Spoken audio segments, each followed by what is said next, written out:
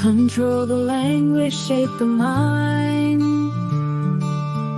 Dictate the culture, keep the masses blind. The party's hand, it moves unseen, altering words, reshaping the scene. They twist the truth, they bend the light, crafting their narrative out of sight. Every term they redefine to serve their purpose, to toe their line. Everything means capitalism in their parallel tongue, it's their prism, whispered in socialist code.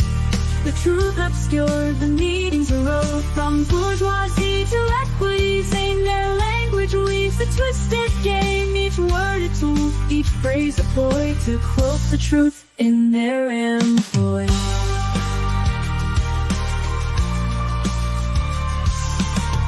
Bourgeoisie oppressors they claim,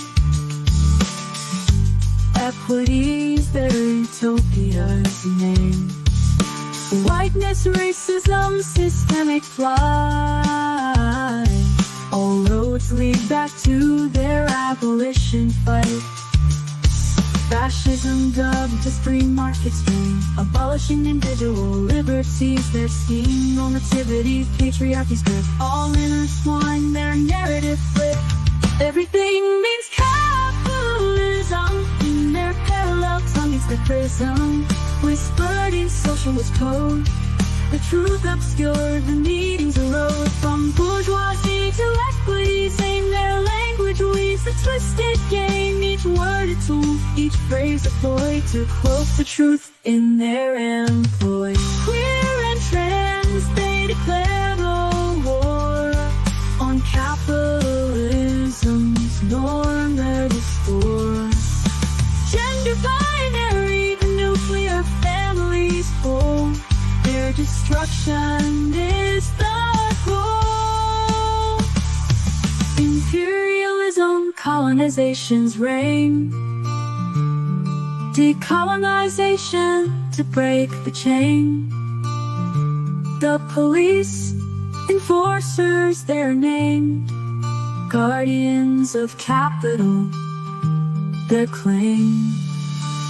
Their language shapes, their rhetoric binds, to break the cycle, to free our minds.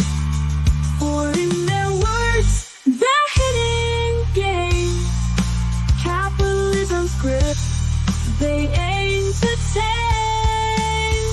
Everything means capitalism in their parallel tongue, it's their prism, whispered in socialist code. The truth obscured, the meanings erode. From bourgeoisie to equity, saying their language weaves a twisted game. Each word a tool, each phrase a ploy to cloak the truth in their employ. Control the language, control the crowd. Within our hearts the truth is loud. Their words may twist, their meanings bend, but in the end our voices ascend.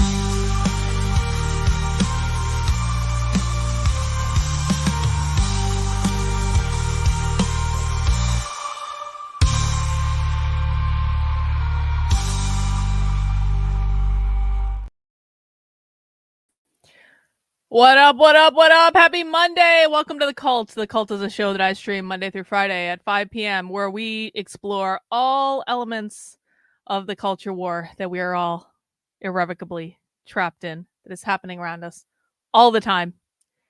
And yes, Liquid Marble, I know. I created the song that we just got the intro to a while ago. I have not yet uploaded it to Spotify. I promise you, Liquid Marble, I will make a personal promise to you that this week I will upload that song to Spotify and iTunes. And just so you guys know, like the AI music that I've been making that I do play on the intros, you can actually find them on Spotify and iTunes. Just look for Unwoke Underground and it will come right up.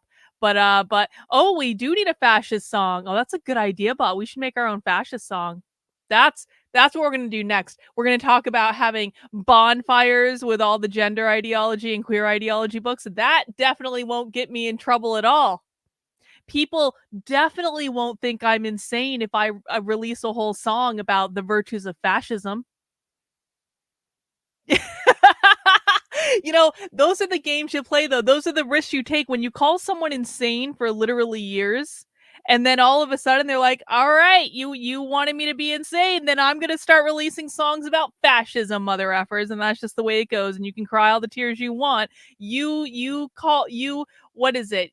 What is the word for, like, you played, you called, like, basically when they lie about something, like what, I forget the word for it. Someone will know the phrase I'm looking for. But possum.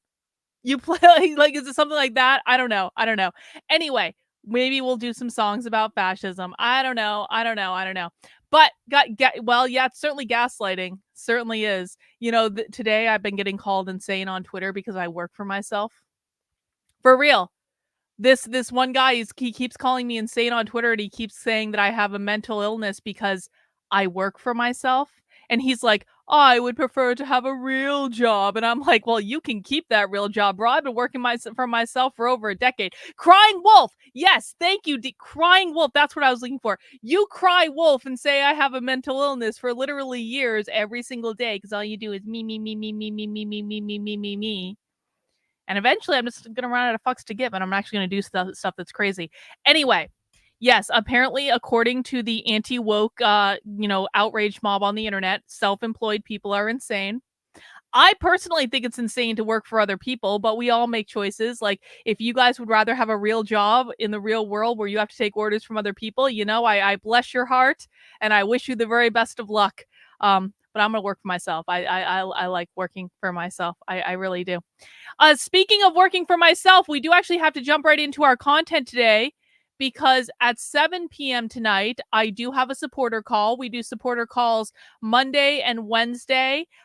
We do them on Monday at 7 p.m. Eastern time. We do them on Wednesdays at noon. These are private, invite-only calls for my supporters. They are unrecorded. The way you get access to it is by heading over to the Substack, which is Carlyn, KARLYN.substack.com. The link is down in the description below. And when you're there, you click on the Unwoke Roundup newsletter that just went out yesterday. And just like with every Unwoke Roundup newsletter, if you want your supporter perks, you scroll all the way down to the bottom. And underneath this red box, you will find links. You will find the Zoom link for Monday's call, which is tonight. You will find the Zoom link for Wednesday's call, which is on Wednesday. You will also find a link to the supporter Discord, where we do writers group on Thursday. We also do movie nights on Sunday night. Last night, we just watched Inglourious Basterds. It was the first time I've ever seen it. I really enjoyed it. Next week, we're going to be watching a serious war movie. It's either going to be, what is it? We're doing a poll. It's going to be Full Metal Jacket, Apocalypse Now, or some other war movie that's like, we're going to watch a serious war movie next week. And so if you want to vote on the poll, that poll is available both in locals and in the supporter Discord. But definitely you should get into the supporter Discord, if nothing else, because we do lots of stuff there. There's a zine project there where we're working on propaganda. There's a whole archive of queer anarchist literature. There's the writers group. There's Patton is the other one. Thank you, Vince. Patton is the other one that's in the poll. There's, of course, movie night on Sundays. People are doing impromptu movie nights. So people are hosting their own movie nights where they're doing screenings and watching stuff. So lots going on in the supporter Discord. How you get access to that is by heading over to my Substack. Again, that's Carlyn, KARLYN.substack.com. Go right to the Unwoke Roundup email and scroll all the way down to the bottom, and all of your links are at the bottom. Those links change every single week, and you'll get a new update every single week with the work I did for this week that you guys are funding, because, as always, my work is 100% funded by you. Now, really good news. We did a stream earlier today in which we already met my super chat goal for the day. But if you guys want to send me in super chats, of course, that will add to the goal at the bottom. We'll see how much we can blow out the goal today, which I've really been appreciating you guys keeping up with the super chat goals. It makes it a lot easier, to be honest. Of course, my primary method of support that I do like is to when people sign up as a monthly or annual supporter on the Substack, because that's just reliable income that I know is going to be recurring, that I can count on. But always you can send in super chats as well, which I really appreciate. Now, we're doing something a little different today. We're doing a little bit different today. So Nick Fuentes is really the person that got me thinking about this, per usual, because I've been obviously watching a lot of Nick lately. And, here's a recent quote from Nick. Did Trump conquer the GOP?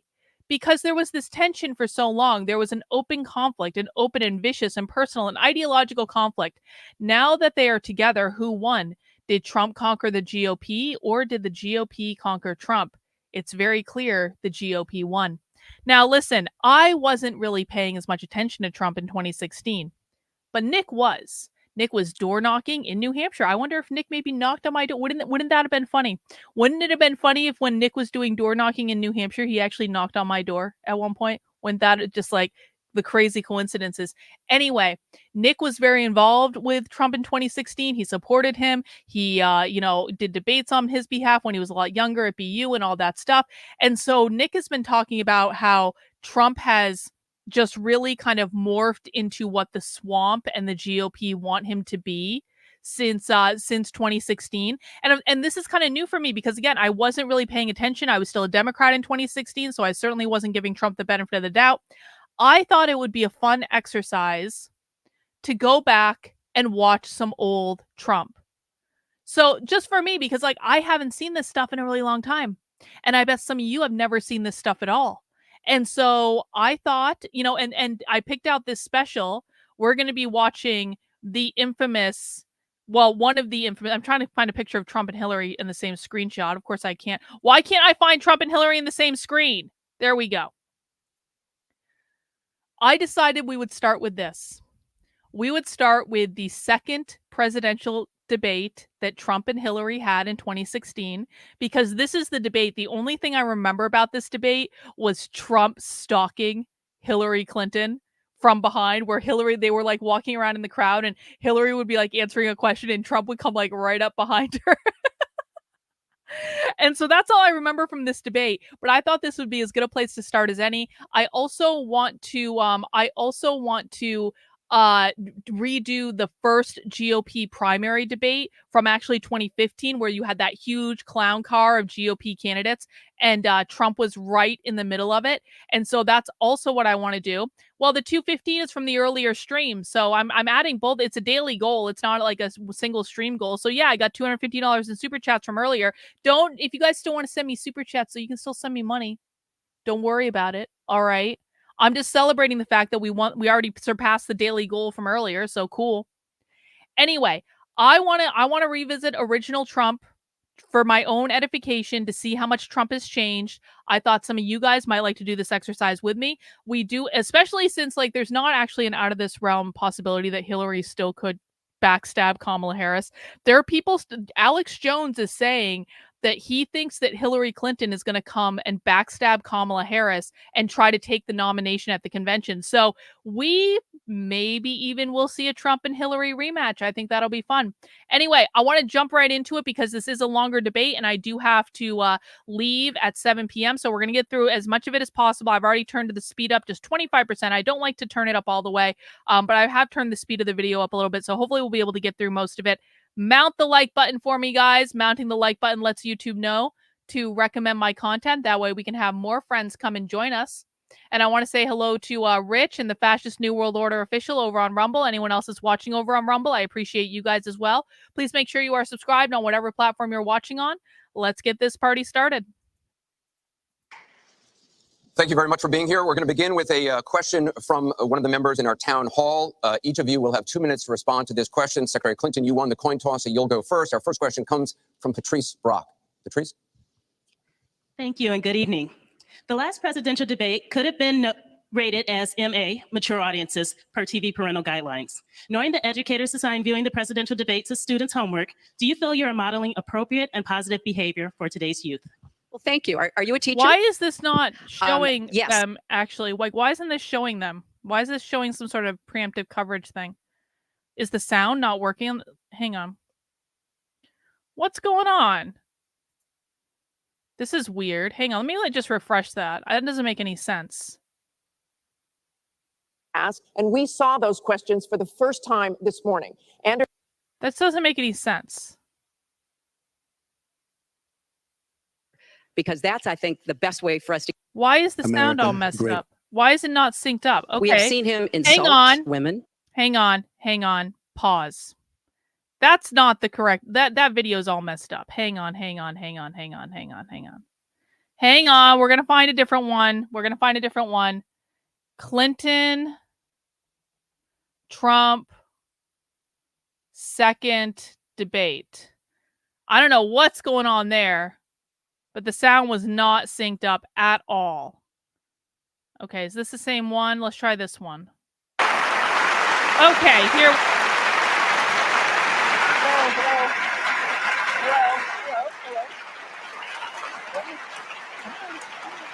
No handshake.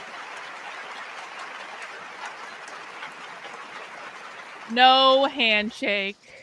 Thank you very much for being here. We're going to begin with a question from one of the members in our town hall. Each of you will have 2 minutes to respond to this question. Secretary Clinton, you won the coin toss, so you'll go first. Our first question comes from Patrice Brock. Patrice? Thank you and good evening. We actually don't even need The last presidential debate could have been rated as MA, mature audiences, per TV parental guidelines. Knowing that educators assign viewing the presidential debates as students' homework, do you feel you are modeling appropriate and positive behavior for today's youth? Well, thank you. Are you a teacher? Yes, I think that that's a very good question because I've heard from lots of teachers and parents about some of their concerns about some of the things that are being said and done in the this red campaign. sweater guy.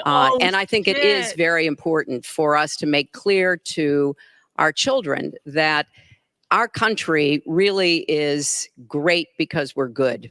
And we are going to respect one another, lift each other up. Guy. We are There he going is. to be looking for ways to celebrate our diversity. And we are going to try to reach out to every boy and girl as well as every adult to bring them in to working on behalf of our country. I have a very positive and optimistic view about what we can do together. That's why the slogan of my campaign is Stronger Together. Because I think if we work together, if we overcome the divisiveness that sometimes sets Americans against one another, and instead we make some big goals, and I've set forth some big goals, getting the economy to work for everyone, not just those at the top, making sure that we have the best education system from preschool through college and making it affordable, and so much else. If we set those goals and we go together to try to achieve them, there's nothing, in my opinion, that America can't do. So that's why I hope that we will come together in this campaign. Obviously, I'm hoping to earn your vote. I'm hoping to be elected in November. And I can promise you, I will work with every American. I want to be the president for all Americans, regardless of your political beliefs, where you come from, what you look like, your religion. I want us to heal our country and bring it together, because that's, I think, the best way for us to get the future that our children and our grandchildren. Isn't it funny? At least, okay, so for me, my initial thought on this is, isn't it funny with like the benefit of hindsight to know how full of shit she is? Like, I forced myself to believe this woman in 2016. I didn't want to. I didn't want to vote for her. I didn't like her. And I forced myself to believe her. And now with the benefit of hindsight, it's like you can see through. It's so much easier to just see through all of the bullshit. Deserve. Secretary Clinton, thank you. Mr. Trump, you have 2 minutes. Well, I actually agree with that. I agree with everything she said. I began this campaign because I was so tired of seeing such foolish things happen to our country. This is a great country. This is a great land. I've gotten to know the people of the country over the last year and a half that I've been doing this as a politician. I cannot believe I'm saying that about myself, but I guess I have been a politician. And my whole concept was to make America great again. When I watch the deals being made, when I watch what's happening with some horrible things like Obamacare, where your health insurance and health care is going up by numbers that are astronomical, 68%, 59%, 71%. When I look at the Iran deal and how bad a deal it is for us, it's a one-sided transaction where we're giving back $150 billion to a terrorist state, really the number one terrorist state. We've made them a strong country from really a very weak country just 3 years ago. When I look at all of the things that I see and all of the potential that our country has, we have such tremendous potential. The primary whether one, it's Bernie. in business and trade, where we're doing so badly. Last year, we had an almost $800 billion trade deficit. In other words, trading with other countries, we had an $800 billion deficit. It's hard to believe, inconceivable. You say, who's making these deals? We're going to make great trade deals. We're going to have a strong border. We're going to bring back law and order. Just today, policeman was shot, 2 killed, and this is happening on a weekly basis. We have to bring back respect to law enforcement. Because he is a fucking moderate that is acting more like a liberal than he is someone from the right. Now, you might say, well, Trump was always a moderate Democrat. I don't want a fucking moderate Democrat. A moderate Democrat, to me, is an establishment swamp creature that I want nothing to do with. And so you might have some vague sense that, yeah, he just wants to remove the swamp. I don't think he does want to remove the swamp anymore. When was the last time Trump actually said drain the swamp? Trump didn't say drain the swamp at the convention. Trump hasn't said drain the swamp basically this entire campaign season. When was the last time he said it? Can you give me a date? At the same time, we have to take care of people on all sides. We need justice. But I want to do things that haven't been done, including fixing and making our inner cities better for the African-American citizens that are so great, and for the Latinos, wrong. Hispanics. Incorrect. And I look forward Really to doing it. It's delusional, called Ryan. Make Really delusional. America Great Again. Thank you, Mr. Trump. The question from Patrice was about, are you both modeling positive and appropriate behaviors for today's youth? We received a lot of questions online, Mr. Trump, about the tape that was released on Friday. As you can imagine, you called what you said locker room banter. You described kissing women without consent, grabbing their genitals. That is sexual assault. You brag that you have sexually assaulted women. Do you understand that? No, I didn't say that at all. I don't think you understood what was said. This was locker room talk. I'm not proud of it. I apologize to my family. I apologize to the American people. Certainly, I'm not proud of it. But this is locker room talk. You know, when we have a world where you have ISIS chopping off heads, where you have, and frankly, drowning people in steel cages, where you have wars and horrible, horrible sights. Yes, Ryan, because he didn't say it lately. That means it's no longer a priority, bro. You say things that are your priorities. You don't say things that are not your priorities. It's really that simple. If you can't wrap your head around this, you might not be smart enough for my content, and I'm very sorry about that. It's all over, where you have so many bad things happening. This is like medieval times. We haven't seen anything like this, the carnage all over the world. And they look and they see. Can you imagine the people? In retrospect, isn't it funny that people were actually upset about Trump saying grab them by the pussy? Ryan, I'm sorry, bro. You're delusional. I'm not going to be responding to you anymore because I cannot continue to respond to delusion in my chat. I'm sorry, bro. That are frankly doing so well against us with ISIS. And they look at our country and they see what's going on. Yes, I'm very embarrassed by it. I hate it, but it's locker room talk. And it's one of those things. Look how I will serious Hillary looks. knock the hell out of ISIS. We're going to defeat ISIS. ISIS happened a number of years ago in a vacuum that was left because of bad Hillary's judgment. so mad And I will right tell now. you, I will take care of ISIS. So, Mr. And Trump, we should get on to much more important things and much bigger things. just for the record, though, are you saying that what you said on that bus 11 years ago, that you did not actually kiss women without consent or grope women without consent? I have great respect for women. Nobody has more respect for women than I do. So for the record, you're saying you never did that? Things that, frankly, you hear these things are said, and I was embarrassed by it. But I have tremendous respect for women. Have you ever done those women things? Have respect for me, and I will tell you, no, I have not. And I will tell you that I'm going to make our country safe. We're going to have borders in our country, which we don't have now. People are pouring into our country, and they're coming in from the Middle East and other places. We're going to make America safe again. We're going to make America great again, but we're going to make America safe again. And we're going to make America wealthy again, because if you don't do that, it sounds harsh to say. This is exactly right. Trump had 4 years to start taking the institutions back from Marxists, or at least raise awareness. He didn't do it then. He's not going to do it now. That's absolutely right, Rottweiler. Thanks so much for the super chat, bro. Appreciate it. Have to build up the wealth of our nation. Right now, other nations are taking our jobs and they're taking our wealth. Thank you, Mr. And Trump. that's what I want to talk about. Secretary Clinton, do you want to respond? Well, like everyone else, I've spent a lot of time thinking over the last 48 hours about what we heard and saw, you know, with prior Wow, see, and this is the type of bullshit. I'm sorry. I'm going to respond to Ryan one more time. This is the type of bullshit that makes me not want to vote for Trump ever again. You don't agree that Trump is a godlike figure, so you're just a liberal. Do you know how many conservatives have said this to me in the past 48 hours? You are kissing Trump's ass, so you're just a liberal. Go the fuck away, Ryan. I will be blocking you on Twitter when I get a chance. No longer welcome, bro. Republican nominees for president, I disagreed with them on politics, policies, principles, but I never questioned their fitness to serve.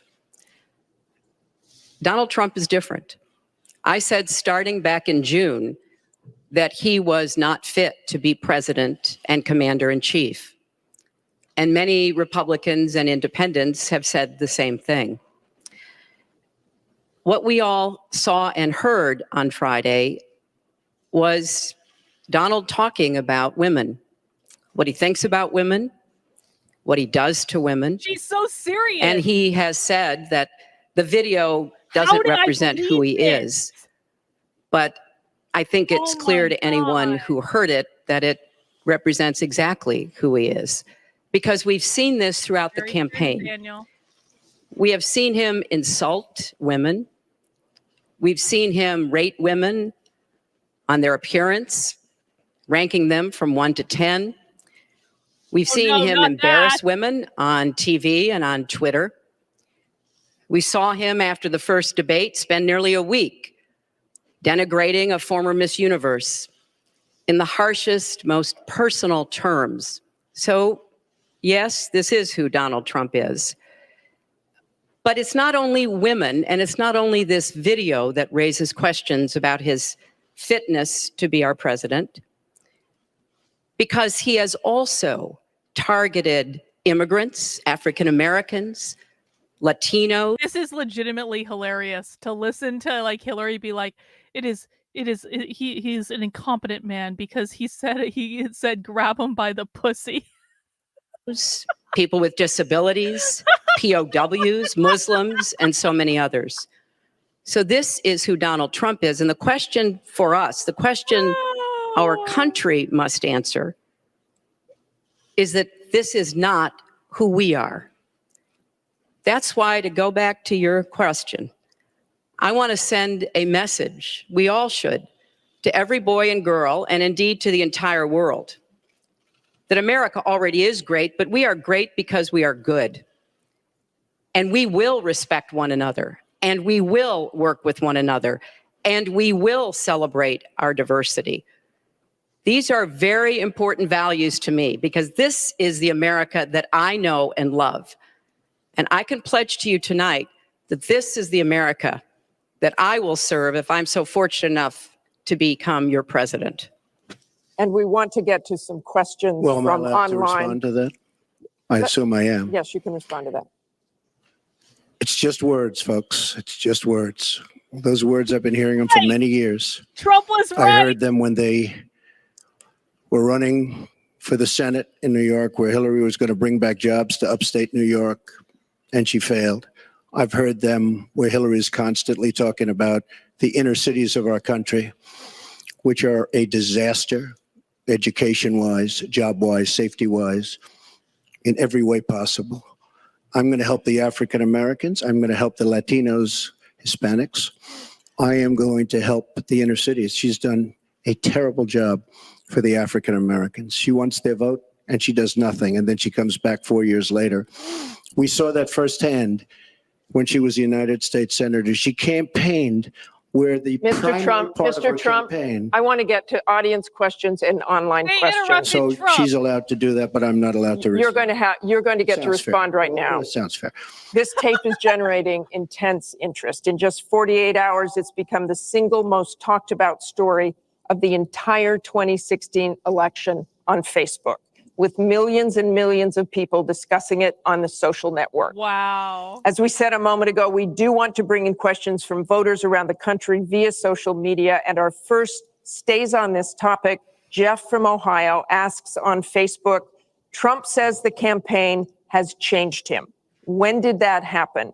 So, Mr. Trump, let me add to that. When you walked off that bus at age 59, were you a different man, or did that behavior continue until just recently? And you have 2 minutes for this. I told you, that was locker room talk. I'm not proud of it. I am a person who has great respect for people, for my family, for the people of this country, and certainly I'm not proud of it. But that was something that happened. If you look at Bill Clinton, far worse, minor words, and his was action. His was what he's done to women. There's never been anybody in the history of politics in this nation that's been so abusive to women. So you can say any way you want to say it, but Bill Clinton was abusive to women. Hillary Clinton attacked those same women and attacked them viciously. 4 of them are here tonight. True. One of the women, who is a wonderful woman, at 12 years old, was raped at 12. Her client, she represented, got him off, and she's seen laughing on 2 separate occasions, That's laughing right. at Trump the girl brought who was all raped. of Bill's girls to the Kathy debate. Shelton, that young woman, is here with us tonight. So don't tell me about words. I am There's Juanita. absolutely, I apologize for those words. But it is things that people say. But what President Clinton did, he was impeached. He lost his license to practice law. He had to pay an $850,000 fine to one of the women, Paula Jones, who's also here tonight. And I will tell you that when Hillary brings up a point like that, and she talks about words that I said 11 years ago, I think it's disgraceful, and I think she should be ashamed of herself, if you want to know the truth. Can we please hold the applause? Secretary Clinton, you have 2 minutes. Holy shit. Well, first, let me start by saying that so much of what he's just said is not right, but he gets to run his campaign any way he chooses. He gets to decide what he wants to talk about. Instead of answering people's questions, talking about our agenda, laying out the plans that we have that we think can make a better life and a better country, that's his choice. When I hear something like that, I am reminded of what my friend Michelle Obama advised us all. When they go low, you go high. And look, if this were just about one video, maybe what he's saying tonight would be understandable. But everyone can draw their own conclusions at this point about whether or not the man in the video or the man on the stage respects women. But he never apologizes for anything to anyone.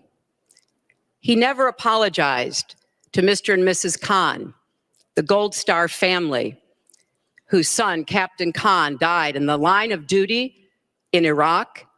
And Donald insulted and attacked them for weeks over their religion. Yo, this is true. He never apologized to the distinguished federal judge Very well media. who was born in Indiana.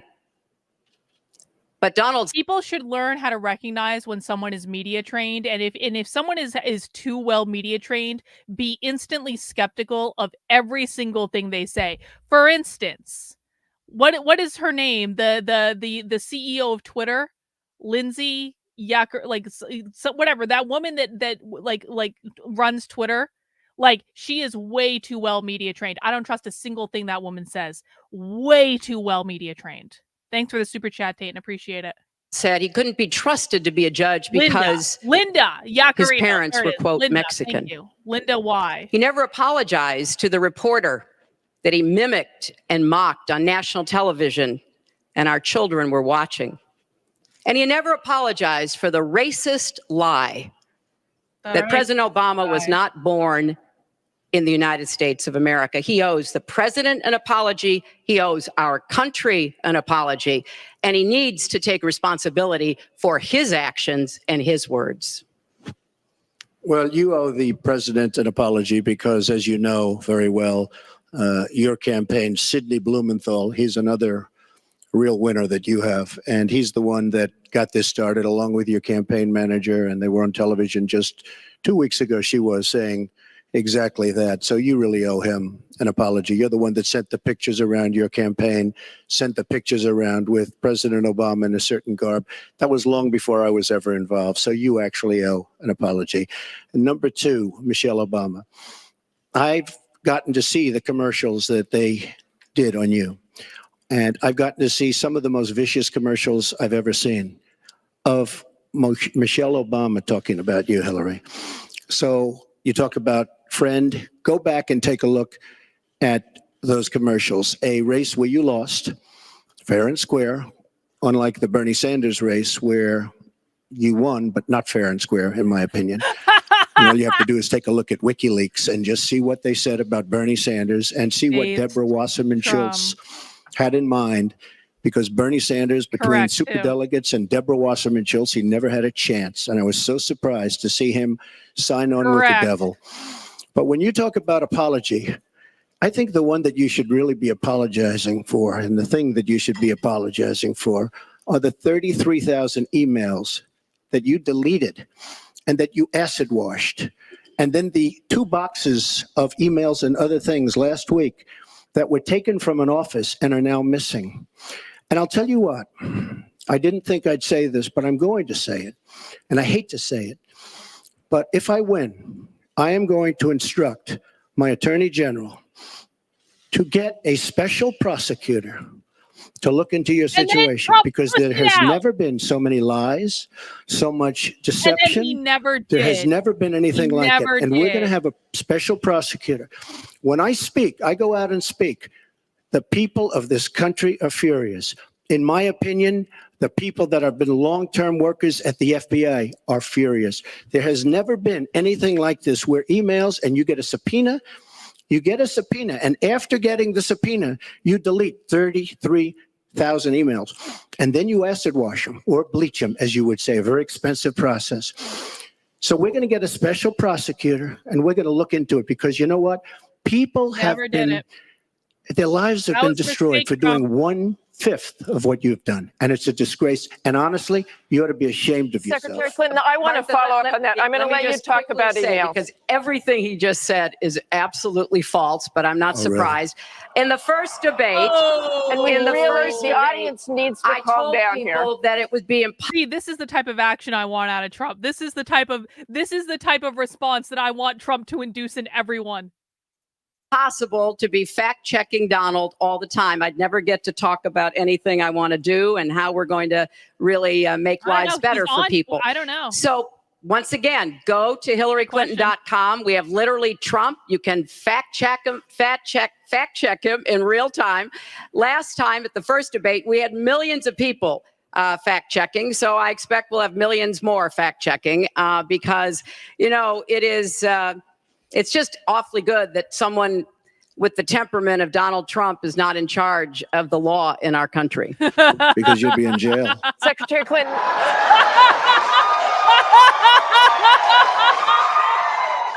We want to remind the audience to please not talk out loud. Please do not applaud. You're just wasting time. And Secretary Clinton, I do want to follow up on emails. You've said your handling of your emails was a mistake. You disagreed with FBI Director James Comey, calling your handling of classified information, quote, extremely careless. The FBI said that there were 110 classified emails that were exchanged, 8 of which were top secret, and that it was possible hostile actors did gain access to those emails. You don't call that extremely careless? Well, Martha, first let me say, and I've said it before, but I'll repeat it because I want everyone to hear it. That was a mistake, and I take responsibility for using a personal email account. Obviously, if I were to do it over again, I would not. I'm not making any excuses. It was a mistake, and I am very sorry about that. But I think it's also important to point out where there are some misleading accusations from critics and others. After a year-long investigation, there is no evidence that anyone hacked the server I was using, and there is no evidence that anyone can point to at all, anyone who says otherwise has no basis, that any classified material ended up in the wrong hands. I take classified materials very seriously. and always have. When I was on the Senate Armed Services Committee, I was privy to a lot of classified material. Obviously, as Secretary of State, I had some of the most important secrets that we possess, such as going after bin Laden. So I am very committed to taking classified information seriously. And as I said, there is no evidence that any classified information ended up in the wrong hands. Okay, we're going to move on. And yet, she didn't know the letter C on a document, right? She didn't even know what that letter meant. You know, it's amazing. I'm watching Hillary go over facts, and she's going after fact after fact, and she's lying again because she said what she did with the emails was fine. You think it was fine to delete 33,000 emails? I don't think so. She said the 33,000 emails had to do with her daughter's wedding, number one, and a yoga class. Well, maybe we'll give 3 or 4 or 5 or something. 33,000 emails deleted. And now she's saying there wasn't anything wrong. And more importantly, that was after getting a subpoena. That wasn't before. That was after. She got it from the United States Congress.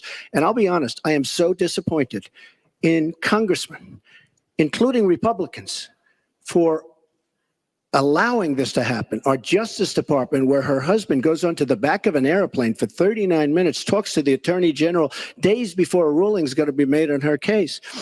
But for you to say that there was nothing wrong with you deleting 39,000 emails, again, you should be ashamed of yourself, what you did. And this is after getting a subpoena from the United States Congress. We have to move on. Secretary Clinton, you can respond, and then we got to move on. We want to give the audience a chance put here. in jail, let alone after getting a subpoena from the United States Secretary Congress. Clinton, you can respond. Then we have to move on to an audience question. Look, it's just not true. And so please you go didn't delete them? Allow her to respond, please. Personal emails, not official. 33,000?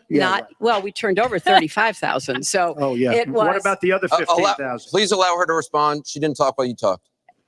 Yes, that's true. I didn't. Because you I have didn't nothing in to the say. first debate, and I'm going to try not to in this debate because I'd like to get to the questions that the people have brought here tonight to talk to us about. And get off this question. Okay, Donald, I know you're into big diversion tonight, anything to avoid talking about your campaign and the way it's exploding and the way Republicans are leaving you. Oh, but let's see what happens. Allow her to on some of respond. the Let's see what issues happens. that people care about tonight. poor Let's get to Hillary. their question. We have a question here from Ken Karpowitz. He has a question about health care. Ken? I'd like to know, Anderson, why aren't you bringing up the emails? I'd like to know. Why aren't you We getting brought up to the bottom? emails. No, it hasn't. It hasn't. And it hasn't been finished at all. Ken Karpowitz has a question. It's nice to 1-on-3. Thank you. Affordable Care Act, known as Obamacare, it is not affordable. Premiums have gone up, deductibles have gone up, co-pays have gone up, prescriptions have gone up, and the coverage has gone down. What will you do to bring the costs down and make coverage better? That first one goes to Secretary Thank Clinton you. because you started out the last one to the audience. He wants to start, he can start. Is- No, go ahead, Donald. No, I'm a gentleman, Hillary. Go ahead. Secretary Clinton? Well, I think Donald was about to say he's going to solve it by repealing it and getting rid of the Affordable Care Act. And I'm going to fix it because I agree with you. Premiums have gotten too high, co-pays, deductibles, prescription drug costs. And I've laid out a series of actions that we can take to try to get those costs down. But here's what I don't want people to forget when we're talking about reining in the costs, which has to be the highest priority of the next president. When the Affordable Care Act passed, it wasn't just that 20 million people got insurance who didn't have it before, but that in and of itself was a good thing. I meet these people all the time, and they tell me what a difference having that insurance meant to them and their families. But everybody else, the 170 million of us who get health insurance through our employers, got big benefits. Number one, insurance companies can't deny you coverage because of a pre-existing condition. Number two, no lifetime limits, which is a big deal if you have serious health problems. Number three, women can't be charged more than men for our health insurance, which is the way it used to be before the Affordable Care Act. Number four, if you're under 26 and your parents have a policy, you can be on that policy until the age of 26, something that didn't happen before. So I want very much to save what works and is good about the Affordable Care Act. But we've got to get costs down. We've got to provide No. some additional help to small Hillary is like businesses a so that they can corporatist. afford She's not a to provide socialist. health Hillary ain't insurance. giving up anything she has. But if we repeal it, as Not Donald has really. proposed, and start over again, all of those benefits I just mentioned are lost to everybody, not just people who get their health insurance on the exchange. And then we would have to start all over again. Right now, we are at 90% health insurance coverage. That's the highest we've ever been in our country. Secretary Clinton, So I your want time's us up. to get to 100%, but get costs down and keep quality up. Mr. Trump, you have 2 minutes. It is such a great question, and it's maybe the question I get almost more than anything else outside of defense. Obamacare is a disaster. You know it. We all know it. It's going up at numbers that nobody's ever seen worldwide. Nobody's ever seen numbers like this for healthcare. It's only getting worse. In 17, it implodes by itself. Their method of fixing it is to go back and ask Congress for more money, more and more money. We have right now almost $20 trillion in debt. Obamacare will never work. It's very bad. Wait, hang on. Watching my videos made you realize your sister's a socialist. maybe you can talk some sense into her, Jess. I really hope you can. I'm sorry to hear that. The New World, fascist New World Order official over on Rumble. Thank you for the Rumble rant. It says 2005, Trump had the Clintons at his wedding. Think about how many people you would invite to your wedding and how close you are to them. I mean, some people have really big weddings, bro, and Trump is one of those people that has a really big wedding. So I'm not going to read too much into that, but I do appreciate the money. Thank you very much. Very bad health insurance, far too expensive. And not only expensive for the person that has it, unbelievably expensive for our country. It's going to be one of the biggest line items very shortly. We have to repeal it and replace it with something absolutely much less expensive and something that works, where your plan can actually be tailored. We have to get rid of the lines around the state, artificial lines, where we stop insurance companies from coming in and competing because they wanted, President Obama and whoever was working on it, they want to leave those lines because that gives the insurance companies essentially monopolies. We want competition. You will have the finest health care plan there is. She wants to go to a single payer plan, which would be a disaster, somewhat similar to Canada. And if you ever notice, the Canadians, when they need a big operation, when something happens, they come into the United States in many cases because their system is so slow. It's catastrophic in certain ways. But she wants to go to single payer, which means the government basically rules everything. Hillary Clinton has been after this for years. Obamacare was the first step. Obamacare is a total disaster.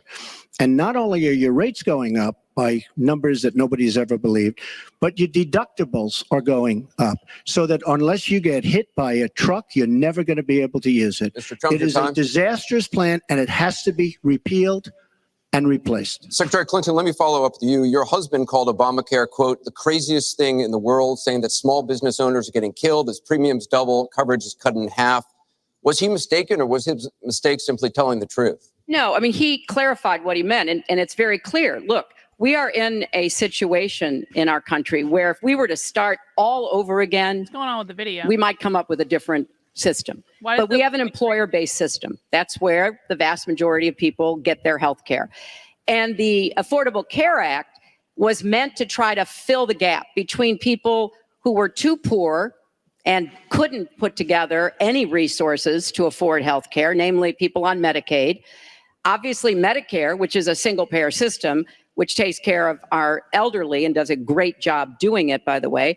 And then all the people who were employed, but people who were working but didn't have the money to afford insurance and didn't have anybody, an employer or anybody else, to help them. That was the slot that the Obamacare approach was to take. And like I say, 20 million people now have health insurance. So if we just rip it up and throw it away, what Donald's not telling you is we just turn it back to the insurance companies the way it used to be. And that means the insurance companies get to do pretty much whatever they want, including saying, look, I'm sorry, you've got diabetes, you had cancer, your child has asthma. Your time is up. You may not be able to have insurance because you can't afford it. So let's fix what's broken about it, But let's not throw it away and give it all back to the insurance companies and Let the me drug follow up with you, companies. Mr. That's not going to work. Mr. Trump. Let me follow on I this. just one thing. First of all, Let Hillary, me- everything's broken about it. Everything. Number two, Bernie Sanders said that Hillary Clinton has very bad judgment. This is a perfect example of it, trying Trump, to save Obamacare, which is. You've said you want to end by the way- Obamacare. You've said you want to end Obamacare. You've also said you want to make coverage accessible for people with pre-existing conditions. How do you force insurance companies to do that if you're no longer mandating that every We're American going to get be able insurance? to. You're going to have plans. What does that mean? Well, I'll tell you what it means. You're going to have plans that are so good because we're going to have so much competition in the insurance industry once we break out the lines and allow the competition to come. Are you President going to have a by- mandate that Americans Anderson, have to have health excuse me. insurance? President Obama, by keeping those lines, the boundary lines around each state, and it was almost gone until just very toward the end of the passage of Obamacare, which, by the way, was a fraud. You know that because Jonathan Gruber, the architect of Obamacare, he said it was a great lie. It was a big lie. President Obama said you keep your doctor, you keep your plan. The whole thing was a fraud, and it doesn't work. But when we get rid of those lines, you will have competition, and we will be able to keep pre-existing. We'll also be able to help people that don't have money because we are going to have people protected. And Republicans feel this way, believe it or not, and strongly this way. We're going to block grant into the states. We're going to block grant into Medicaid into the states so that we will be able to take care of people without the necessary funds to take care of themselves. Thank you, Mr. Trump. We now go to Gorba Hamid with a question for both candidates. Hi. There are 3.3 million Muslims in the United States, and I'm one of them. You've mentioned working with Muslim nations, but with Islamophobia on the rise, how will you help people like me deal with the consequences of being labeled as a threat to the country after the election is over?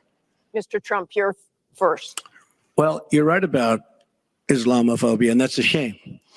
But one thing we have to do is we have to make sure that, because there is a problem. I mean, whether we like it or not, and we can be very politically correct, but whether we like it or not, there is a problem. And we have to be sure that Muslims come in and report when they see something going on. When they see hatred going on, they have to report it. As an example, in San Bernardino, many people saw the bombs all over the apartment of the two people that killed 14 and wounded many, many people, horribly wounded. They'll never be the same. Muslims have to report the problems when they see them. And, you know, there's always a reason for everything. If they don't do that, it's a very difficult situation for our country. Because you look at Orlando, and you look at San Bernardino, and you look at the World Trade Center, go outside, you look at Paris, look at that horrible, these are radical Islamic terrorists. And she won't even mention the word, and nor will President Obama. He won't use the term radical Islamic terrorism. Now, to solve a problem, you have to be able to state what the problem is, or at least say the name. She won't say the name, and President Obama won't say the name, but the name is there. It's radical Islamic terror. And before you solve it, you have to say the name. Secretary Clinton. Well, thank you for asking your question. And I've heard this question from a lot of Muslim Americans across our country because, unfortunately, there's been a lot of very divisive, dark things said about Muslims. And even someone like Captain Khan, the young man who sacrificed himself defending our country in the United States Army, has been subject to attack by Donald. I want to say just a couple of things. First, we've had Muslims in America since George Washington. She just said that Donald Trump created Islamophobia. And we've had many successful Muslims. We just lost a particularly well-known one with Muhammad Ali. My vision of America is an America where everyone has a place. I agree. If you're willing to work hard, you do your part, you contribute to the community. That's what America is. That's what we want America to be for our children and our grandchildren. It's also very short-sighted and even dangerous to be engaging in the kind of demagogic rhetoric that Donald has about Muslims. We need American Muslims to be part of our eyes and ears on our front lines.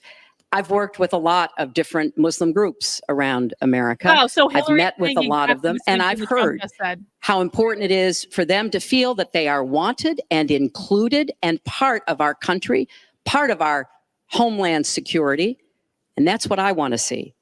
It's also important, I intend to defeat ISIS, to do so in a coalition with majority Muslim nations.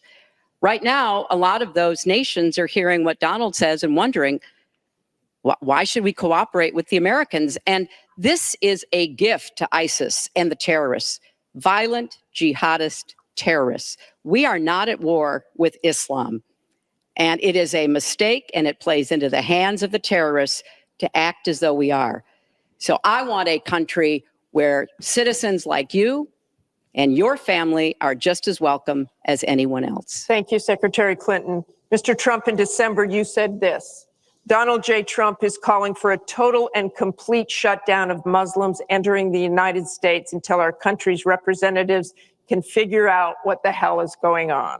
We have no choice. We have no choice. Your running mate said this week that the Muslim ban is no longer your position. Is that correct? And if it is, was it a mistake to have a religious test? First of all, Captain Khan is an American hero. And if I were president at that time, he would be alive today, because unlike her, who voted for the war without knowing what she was doing, I would not have had our people in Iraq. Iraq was a disaster. So he would have been alive today. The Muslim ban is something that in some form has morphed into a extreme vetting from certain areas of the world. Hillary Clinton wants to allow And hundreds why of did it thousands. morph into Excuse that? me, No, excuse did me. you? No, answer the question. Why Do don't you you still interrupt believe? her? You I interrupt do. me all the time. Why don't you Would you interrupt her? please explain whether or not the Muslim ban still stands? It's called extreme vetting. We are going to areas like Syria where they're coming in by the tens of thousands because of Barack Obama, and Hillary Clinton wants to allow a 550% increase over Obama. People are coming into our country like we have no idea who they are, where they're from, what their feelings about our country is, and she wants 550% more. This is going to be the great Trojan horse of all time. We have enough problems in this country. I believe in building safe zones. I believe in having other people pay for them. As an example, the Gulf states who are not carrying their weight, but they have nothing but money, and take care of people. But I don't want to have, with all the problems this country has and all of the problems that you see going on, hundreds of thousands of people coming in from Syria when we know nothing about them. We know nothing about their values, and we know nothing about their love for our country. And Secretary Clinton, let me ask you about that, because you have asked for an increase from 10 to 65,000 Syrian refugees. We know you want tougher vetting. That's not a perfect system. So why take the risk of having those refugees come into the country? Well, first of all, I will not let anyone into our country that I think poses. That question would never be asked today. Can we just think about that? Why let the refugees into our country? This was asked by, what is this, CNBC? Is some sort of CNN affiliate because Anderson Cooper's on it? Anderson Cooper would never, or someone related to CNN would never ask the question, why let those refugees, why not, why should we let refugees into our country today? That's crazy. Poses a risk to us. But there are a lot of refugees, women and children. Think of that picture we all saw of that 4-year-old boy with the blood on his forehead because he'd been bombed by the Russian and Syrian air forces. There are children suffering in this catastrophic war, largely, I believe, because of Russian aggression. And we need to do our part. We by no means are carrying anywhere near the load that Europe and others are. But we will have vetting that is as tough as it needs to be from our professionals, our intelligence. Hang on, I got another Rumble Ram from the Fascist New World Order. Thanks for supporting me on Rumble. Trump, Netanyahu, and Alex Jones all predicted Osama bin Laden would bomb the World Trade Center. Like in those words exactly, who else did this? Or do you know who else did? Rabbis. It was a prophecy. I'm not going to comment on the legitimacy of that, but I do appreciate the super chat because I'm on YouTube. I got to be careful, bro. But yeah, I mean, yeah, that's something I'm going to be investigating in my new Rumble exclusive show called Something Controversial. It's going to premiere next month. We'll talk a lot about that, and I do appreciate the super chat. Also got one from Tayton documenting anyone nowadays is extreme right. Indeed it is. Indeed. Thanks, Tayton. Experts and others. But it is important for us as a policy, not to say, as Donald has said, we're going to ban people based on a religion. How do you do that? We are a country founded on religious freedom and liberty. How do we do what he has advocated without causing great distress within our own country? Are we going to have religious tests when people fly into our country? Retrospect. And how do we expect to be able to implement those? So I thought that what he said was extremely unwise and even dangerous. And indeed, you can look at the propaganda on a lot of the terrorist sites. And what Donald Trump says about Muslims is used to recruit fighters, because they want to create a war between us. And the final thing I would say, this is the 10th or 12th time that he's denied being for the war in Iraq. We have it on tape. The entire press corps has looked at it. It's been debunked, but it never stops him from saying whatever he wants to say. Has not been debunked. So please has not been debunked. And go to HillaryClinton.com and you can see it. I was against the war in Iraq. Has not been debunked. And you voted for it, and you shouldn't have. Well, I just want There's been lots of fact checking on that. I'd like to move on to an online question. She just went about 25 seconds over her time. Could I just respond to this, please? Very quickly, please. Hillary Clinton, in terms of having people come into our country, we have many criminal illegal aliens. When we want to send them back to their country says we don't want them. In some cases, they're murderers, drug lords, drug problems, and they don't want them. And Hillary Clinton, when she was Secretary of State, said, that's okay, we can't force it into their country. Let me tell you, I'm going to force them right back into their country. They're murderers and some very bad people. And I will tell you very strongly, when Bernie Sanders said she had bad judgment, she has really bad judgment, because we are letting people into this country that are going to cause problems and crime like you've never seen. We're also letting drugs pour through our southern border at a record clip, and it shouldn't be allowed to happen. ICE just endorsed me. They've never endorsed a presidential candidate. The Border Patrol agents, 16,500, just recently endorsed me. And they endorsed. Compare this to Trump today talking about immigration and talking about deporting people. He had so much fire back then, and he was right. But like, he has no passion anymore. Now he's just like, yeah, and we're not gonna let in illegal immigrants, so we're gonna close the border, and we're gonna build. It's just like it is lacking the fire and passion that it has now. And also, this is like I appreciate this rhetoric way more than the rhetoric that he did at the RNC. Me, because I understand the border. She doesn't. She wants amnesty for everybody. Come right in, come right over.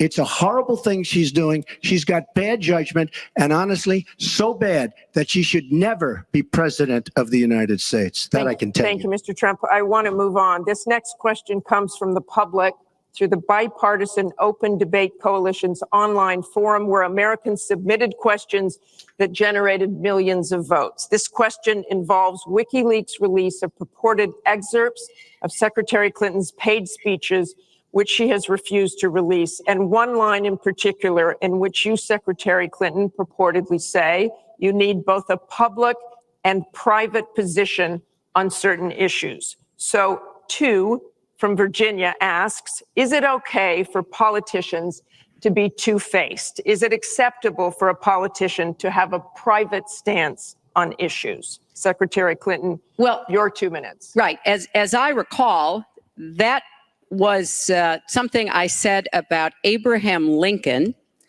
after having seen the wonderful Steven Spielberg movie called Lincoln. It was a master class watching President Lincoln get the Congress to approve the 13th Amendment. It was principled and it was strategic. And I was making the point that it is hard sometimes to get the Congress to do what you want to do, and you have to keep working at it. And yes, President Lincoln was trying to convince some people. He used some arguments. Convincing other people, he used other arguments. That was a great, I thought, a great display of presidential leadership. But, you know, let's talk about what's really going on here, Martha, because our intelligence community just came out and said in the last few days that the Kremlin, meaning Putin and the Russian government, are directing the attacks, the hacking on American accounts to influence our election. And WikiLeaks is part of that, as are other sites where the Russians hack information. We don't even know if it's accurate information, and then they put it out. We have never in the history of our country been in a situation where an adversary, a foreign power, is working so hard to influence the outcome of the election. And believe me, they're not doing it to get me elected. They're doing it to try to influence the election for Donald Trump. Now, maybe because he has praised Putin, maybe because he says he agrees with a lot of what Putin wants to do, maybe because he wants to do business in Moscow. I don't know the reasons, but we deserve answers. And we should demand that Donald release all of his tax returns so that people can see what are the entanglements and the financial relationships we're going to get to that later. That he has Secretary with Clinton, Russians and you're out other of time. foreign powers. Well, I think I should Mr. respond Trump. because it's so ridiculous. Look, now she's blaming, she got caught in a total lie. Her papers went out to all her friends at the banks, Goldman Sachs and everybody else. And she said things, WikiLeaks, that just came out. And she lied. Now she's blaming the lie on the late, great Abraham Lincoln. That's one that I haven't. Okay, Honest Abe never lied. That's the good thing. That's the big difference between Abraham Lincoln and you. That's a big, big difference. We're talking about some difference. But as far as other elements of what she was saying, I don't know, Putin. I think it would be great if we got along with Russia because we could fight ISIS together, as an example. But I don't know, Putin.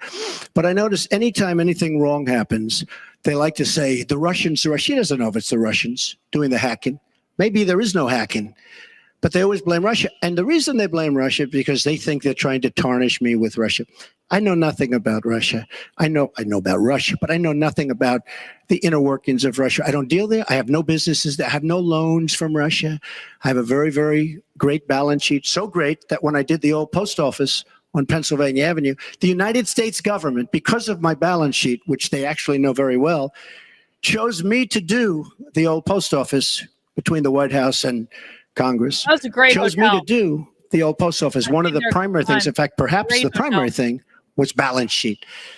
But I have no loans with Russia. You could go to the United States government and they would probably tell you that because they know my sheet very well in order to get that development I had to have. Now, the taxes are a very simple thing. As soon as I have, first of all, I pay hundreds of millions of dollars in taxes. Many of her friends took bigger deductions. Warren Buffett took a massive deduction. Soros, who's a friend of hers, took a massive deduction. Many of the people that are giving her all this money that she can do many more commercials than me, took massive deductions. I pay hundreds of millions of dollars in taxes. But as soon as my routine audit's finished, I'll release my returns. I'll be very proud to. Thank you, Mr. Trump. We've got we're on turn, actually, the topic of taxes. We have a question from Spencer Moss. Spencer? Good evening. My question is, what specific tax provisions will you change to ensure the wealthiest Americans pay their fair share in taxes? Oh Mr. Trump, you my have 2 God. minutes. Well, one thing I do is get rid of carried interest. One of the greatest provisions for people like me, to be honest with you. I give up a lot when I run because I knock out the tax code. And she could have done this years ago, by the way. She was a United States senator. She complains that Donald Trump took advantage of the tax code. Well, why didn't she change it? Why didn't you change it when you that were was a good senator? point. The reason you didn't is that all your friends take the same advantage that I do. And I Yeah. do. You have True. provisions in the tax code that, frankly, we could change. But you wouldn't change it because all of these people give you the money so you can take negative ads on Donald Trump. But And I say that about a lot of things. You know, I've heard Hillary complaining about so many different things over the years. Oh, we should have done this. But she's been there for 30 years. She's been doing this stuff. She never changed, and she never will change. She never will change. We're getting rid of carried interest provisions. I'm lowering taxes, actually, because I think it's so important for corporations, because we have corporations leaving, massive corporations and little ones. Little ones can't form. We're getting rid of regulations, which goes hand in hand with the lowering of the taxes. But we're bringing the tax rate down from 35% to 15%. We're cutting taxes for the middle class. And I will tell you, we are cutting them big league for the middle class. Big And I will tell you, league. Hillary Clinton I is miss raising your big taxes, league. folks. You can look at me. She's raising your taxes really high. And what that's going to do is a disaster for the country. But she is raising your taxes and I'm lowering your taxes. That in itself is a big difference. We are going to be thriving again. We have no growth in this country. There's no growth. If China has a GDP of 7%, it's like a national catastrophe. We're down at 1%. And that's like no growth. And we're going lower, in my opinion. And a lot of it has to do with the fact that our taxes are so high, just about the highest in the world.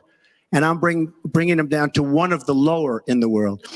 And I think it's so important, one of the most important things we can do. But she is raising everybody's taxes massively. Secretary Clinton, you have 2 minutes. The question was, what specific tax provisions will you change to ensure the wealthiest Americans pay their fair share of taxes? Well, everything you've heard just now from Donald is not true. I'm sorry I have to keep saying this, but he lives in an alternative reality. And it is sort of amusing to hear somebody who hasn't paid federal income taxes in maybe 20 years talking about what he's going to do. But I'll tell you what he's going to do. His plan will give the wealthy and corporations the biggest tax cuts they've ever had, more than the Bush tax cuts by at least a factor of 2. Donald always takes care of Donald and people like Donald, and this would be a massive gift. And indeed, the way that he talks about his tax cuts would end up raising taxes on middle-class families, millions of middle-class families. Well, that turned now, out here's what I want to true. do. I have said nobody who makes less than $250,000 a year, and that's the vast majority of Americans, as you know, will have their taxes raised, because I think we've got to go where the money is. And the money is with people who've taken advantage of every single break in the tax code. And yes, when I was a senator, I did vote to close corporate loopholes. I voted to close, I think, one of the loopholes he took advantage of when he claimed $1 billion loss that enabled him to avoid paying taxes. I want to have a tax on people who are making $1 million. It's called the Buffett rule. Yes, Warren Buffett is the one who's gone out and said somebody like him should not be paying a lower tax rate than his secretary.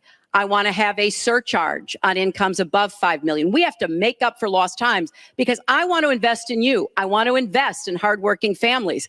And I think it's been unfortunate, but it's happened, that since the Great Recession, the gains have all gone to the top.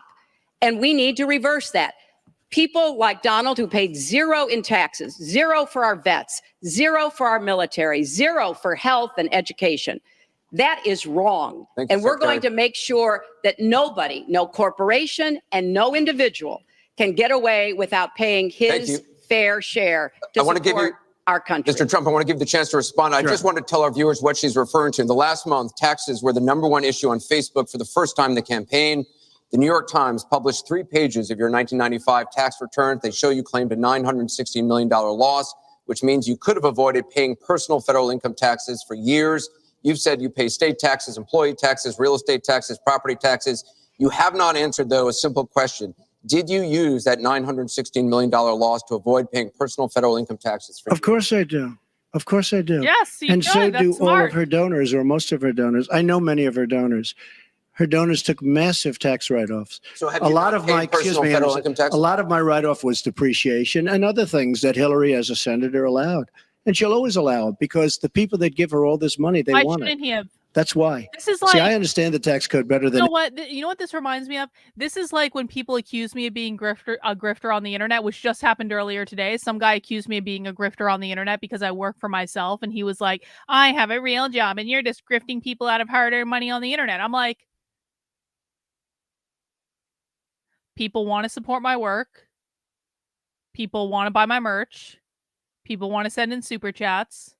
How, like, am I supposed to say no to the people who want to support my work? Am I like to make you happy? It's like this. It's like the same thing. It's like you want Donald Trump to not take tax cuts that he's allowed to take. Do you want normal people to not take tax cuts they're allowed to take too? Because I'll tell you what, I take a lot of fucking deductions on my taxes because basically everything I buy and everything I do is around my work, and I'm allowed to fucking write off all that shit.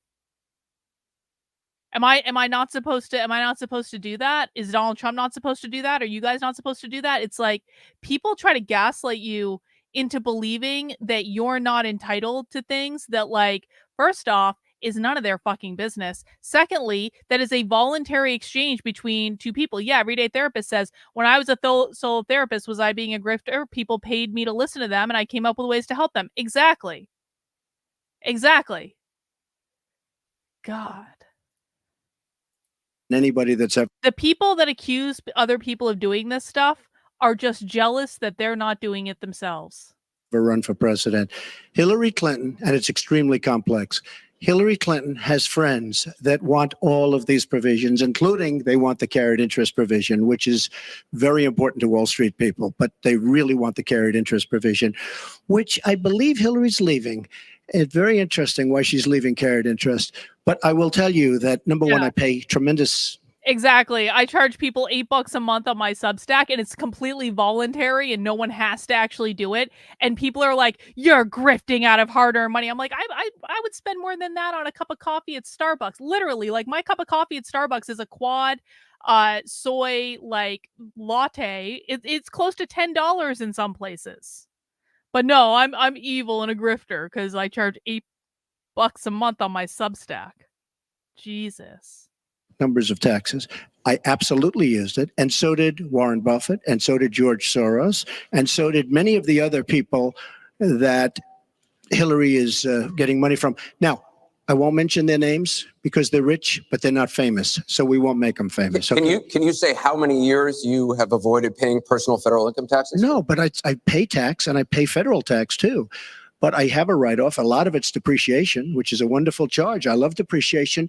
You know, she's given it to us. Hey, if she had a problem, for 30 years she's been doing this, Anderson. I say it all the time. She talks about healthcare. Why didn't she do something about it? She talks about taxes. Why didn't she do something about it?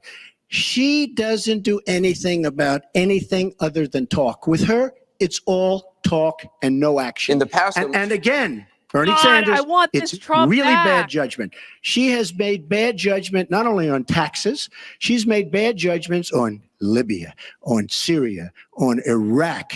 I mean, her and Obama, whether you like it or not, the way they got out of Iraq, the vacuum they've left, that's why ISIS formed in the first place. They started from that little area, and now they're in 32 different nations, Hillary. Congratulations. Great job. I want you to be able to respond, Secretary Clinton.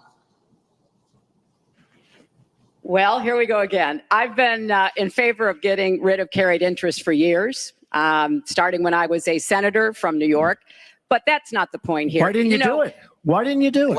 Because I was a senator with a Republican president. Oh, really? I will be the you president. You could have done it. If you were an effective, right. senator, you could have done it.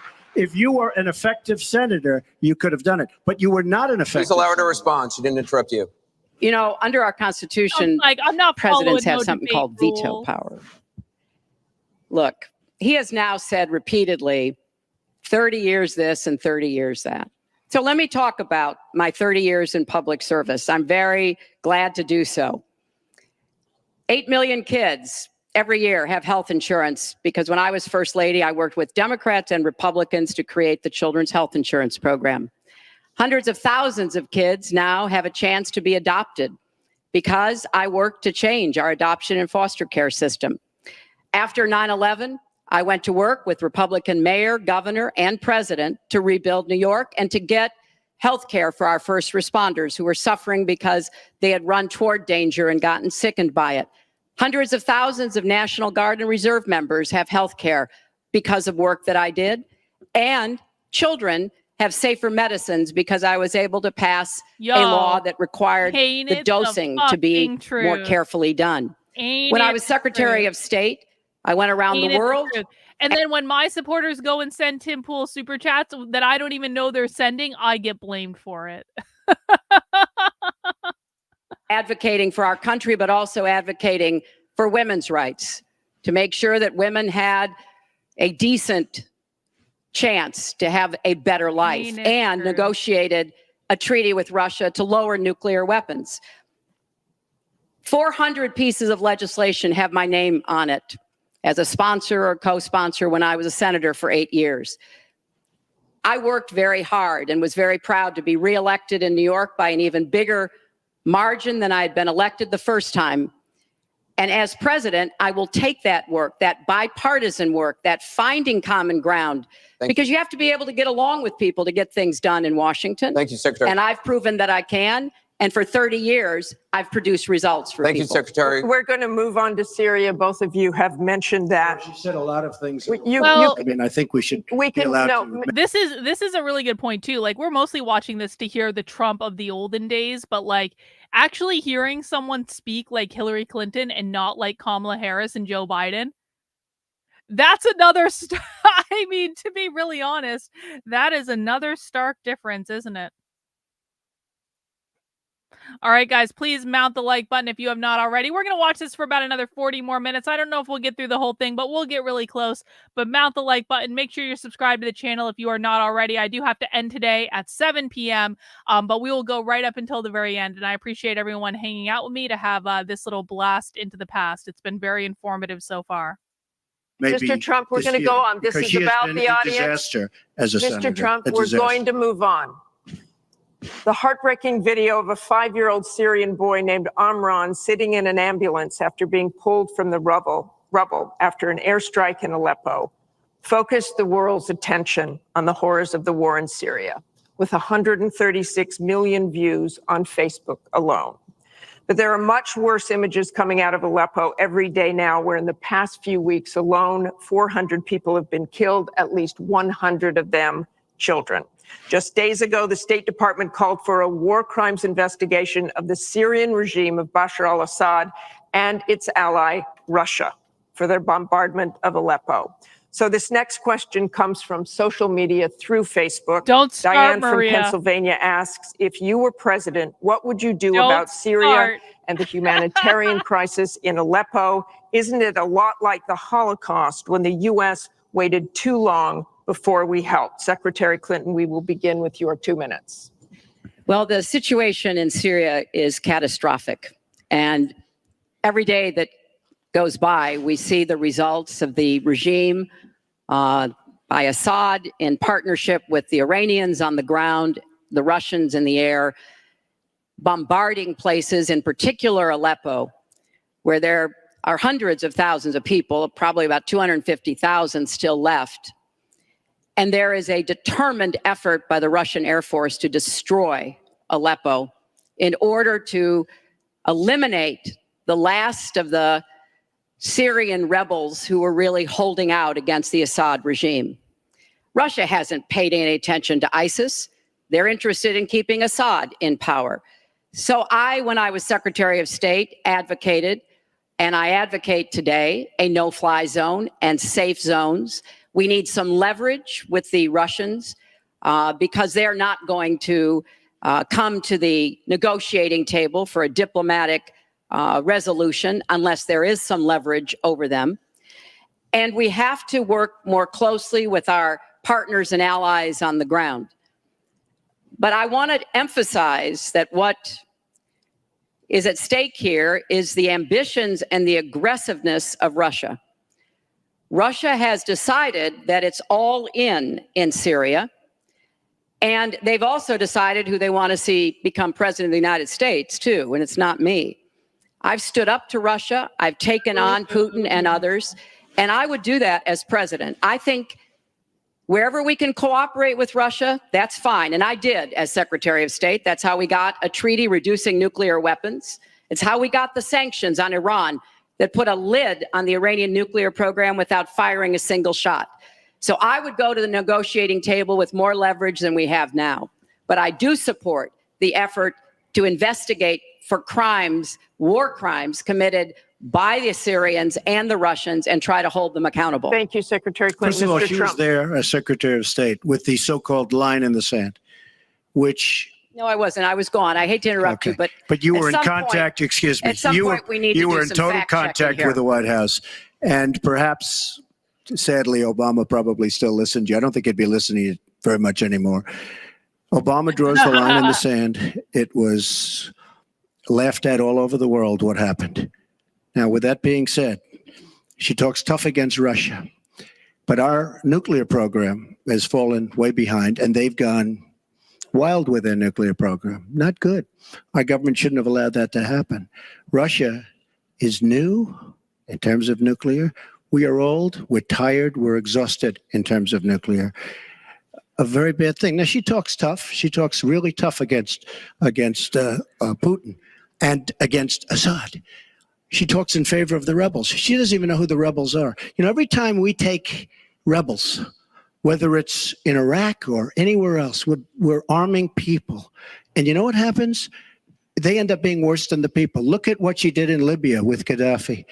Gaddafi's out. It's a mess. And by the way, ISIS has a good chunk of their oil. I'm sure you probably have heard that. It was a disaster. Because the fact is, almost everything she's done in foreign policy has been a mistake, and it's been a disaster.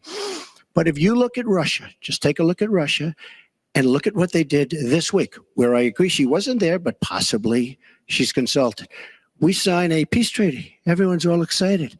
Well, what Russia did with Assad, and by the way, with Iran, who you made very powerful with the dumbest deal perhaps I've ever seen in the history of deal making, the Iran deal with $150 billion, with the $1.7 billion in cash, which is enough cash to fill up this room.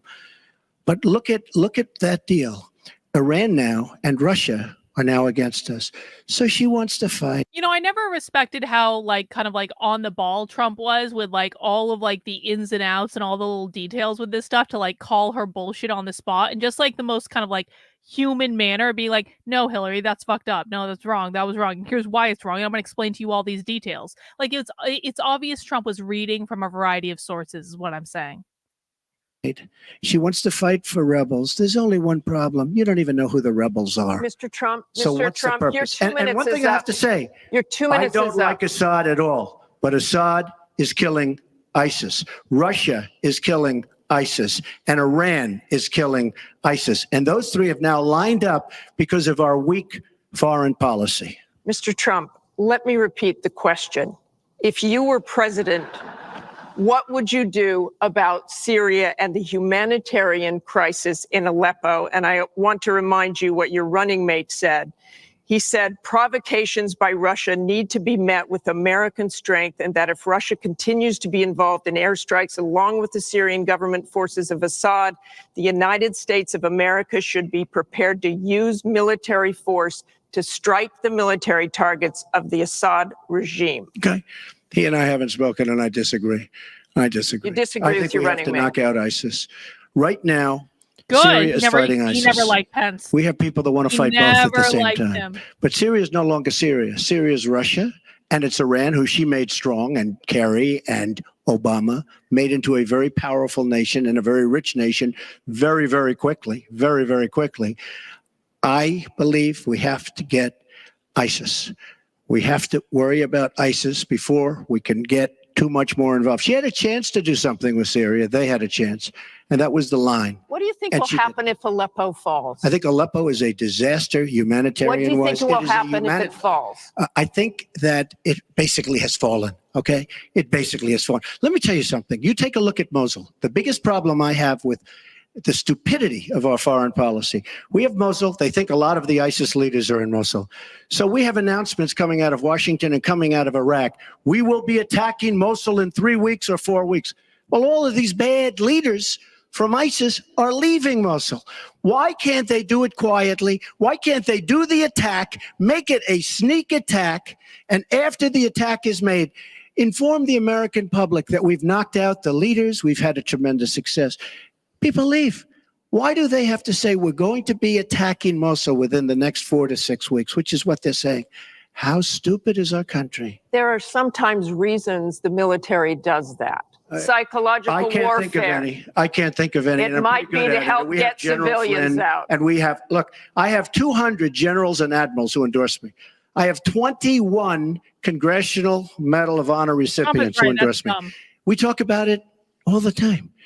They understand. Why can't they do something secretively where they go in and they knock out the leadership? Why would these people stay there? I've been reading now Tell for me weeks. what your Martha, I've been strategy reading now is. for weeks about Mosul, that it's the harbor of where, between Raqqa and Mosul.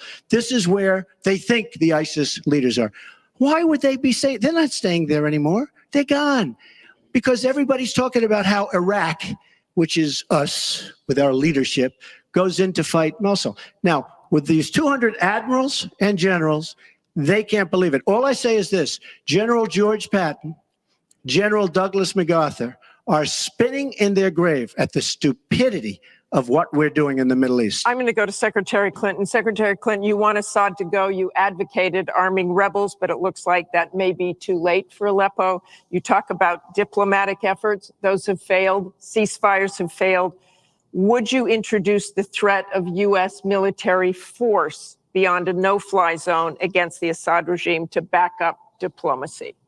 I would not use American ground forces in Syria. I think that would be a very serious mistake. I don't think American troops should be holding territory, which is what they would have to do as an occupying force. I don't think that is a smart strategy. I do think the use of special forces, which we're using, the use of enablers and trainers in Iraq, which has had some positive effects, are very much in our interests. And so I do support what is happening. But what would you do differently than President Obama is doing? Martha, I hope that by the time Everything. I hope by the time I am president that we will have pushed ISIS out of Iraq. I do think that there is a good chance that we can take Mosul. Donald says he knows more about ISIS than the generals. No, he doesn't. There are a lot of very important planning going on, and some of it is to signal to the Sunnis in the area, as well as Kurdish Peshmerga fighters, that we all need to be in this, and that takes a lot of planning and preparation. I would go after Baghdadi. I would specifically target Baghdadi because I think our targeting of al-Qaeda leaders, and I was involved in a lot of those operations, highly classified ones, made a difference. So I think that could help. I would also consider arming the Kurds. The Kurds have been our best partners in Syria as well as Iraq. And I know there's a lot of concern about that in some circles, but I think they should have the equipment they need so that Kurdish and Arab fighters on the ground are the principal way that we take Raqqa after pushing ISIS out of Iraq. Thank you very much. We're going to move It's on. funny, she went over a minute over, and you don't stop her. When I go 1 second over, it's like You a had big deal. many answers. It's really very We've interesting. got a question over here from Hillary is James talking Carter. a lot in this Mr. debate. Carter?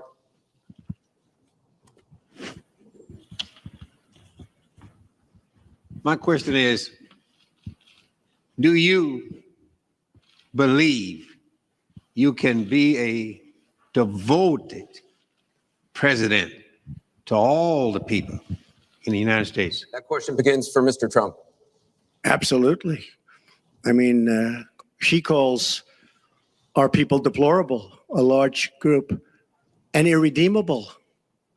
I will be a president for all of our people, and I'll be a president that will turn our inner cities around and will give strength to people and will give economics to people and will bring jobs back, because NAFTA, signed by her husband, is perhaps the greatest disaster trade deal in the history of the world, not in this country. It stripped us of manufacturing jobs. We lost our jobs. We lost our money. We lost our plants. It is a disaster. And now she wants to sign TPP, even though she says now she's for it. She called it the gold standard. And by the way, at the last debate, she lied, because it turned out that she did say the gold standard, and she said she didn't say it. They actually said that she lied, okay? And she lied, but she's lied about a lot of things. I would be a president for all of the people, African Americans, the inner cities. Devastating what's happening to our inner cities. She's been talking about it for years. As usual, She talks about it, nothing happens. She doesn't get it done. Same with the Latino Americans, the Hispanic Americans, the same exact thing. They talk, they don't get it done. You go into the inner cities and you see it's 45% poverty. African Americans now, 45% poverty in the inner cities. The education is a disaster. Jobs are essentially non-existent. I mean, it's, you know, I've been saying at big speeches where I have 20 and 30,000 people, what do you have to lose? It can't get any worse. And she's been talking about the inner cities for 25 years. Nothing's going to ever happen. Let me tell you, if she's president of the United States, nothing's going to happen. It's just going to be talk. And all her friends, the taxes we were talking about, and I would just get it by osmosis. She's not doing any me favors. But by doing all the others favors, she's doing me favors. Mr. Trump, thank you. But I will tell you, she's all talk. It doesn't get done. All you have to do is take a look at her Senate run. Take a look at upstate New York. Your 2 minutes is up. Secretary Clinton, It turned out 2 to be a minutes. disaster. You have 2 minutes, Secretary Clinton. Well, 67% of the people voted to reelect me when I ran for my second term. And I was Lori is very so proud and very humbled by confident. that. She was Mr. such an Carter, entitled bitch. I have tried my entire life to do what I can to support children and families. You know, right out of law school, I went to work for the Children's Defense Fund. And Donald talks a lot about, Oh, shit. you know, the 30 years I've been in public service. I'm proud of that. You know, I started off as a young lawyer working against discrimination against African-American children in schools and in the criminal justice system. I worked to make sure that kids with disabilities could get a public education. Breaking news. Apparently, Biden has just called into an event that Kamala Harris was doing. And these are his first public remarks since he dropped out. Let's just go to Charlie Kirk's Twitter feed and listen to that real quick. Let's be responsible. I just got to find it. Hang on. Breaking news. Okay, hang on. Let's see what Biden had to say about dropping out of the race.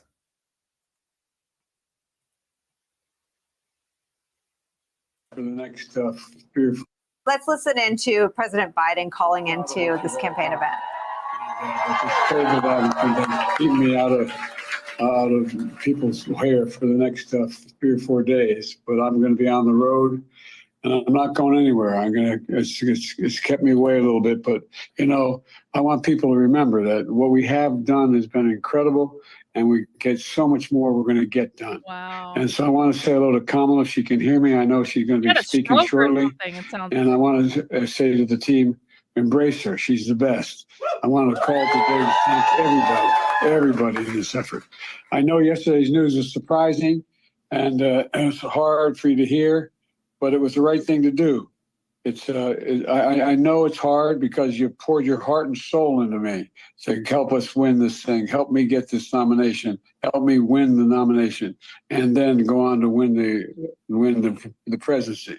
But you know, you're an amazing team, but we've got a great, I think we made the right decision. Yeah. I know how hard you My worked. first guess was stroke. How many sacrifices Sounds you made. like you had a stroke. There's so many of you uprooted your lives for me. My grandmother had a stroke, and this is how she talked after she had the stroke. And the kind of commitment few people make for anything these days, but you made it. And I've been honored and humbled. I mean, this is from the bottom of my heart. My word is a Biden, that for all you've done for me and my family. And we built the best campaign in organization in history. I've been doing this. I always kid and say, I know I'm only 40, but I've been around a long time. I don't know of a better campaign organization, grassroots campaign. You know, we have over 230 offices opened. We have over 2,000 paid staff, and we have literally several thousand volunteers on a regular basis, thousands of them. And they've been relentless and tireless in reaching out and contacting voters. The leadership of this campaign has been amazing. Jen O'Malley Dillon, Julie Quinn, Michael Tyler, Rob Flaherty, Rufus on raising money, and so many more. You built this team, you brought them together, you brought us together, you've inspired them, and you've done what leaders do. Now we got to, you know, the name has changed at the top of the ticket, but the mission hasn't changed at all. And by the way, I'm not going anywhere. I'm going to be out there in the campaign with her, with Kamala. I'm going to be working like hell. both as a sitting president, getting legislation passed, as well as in campaigning.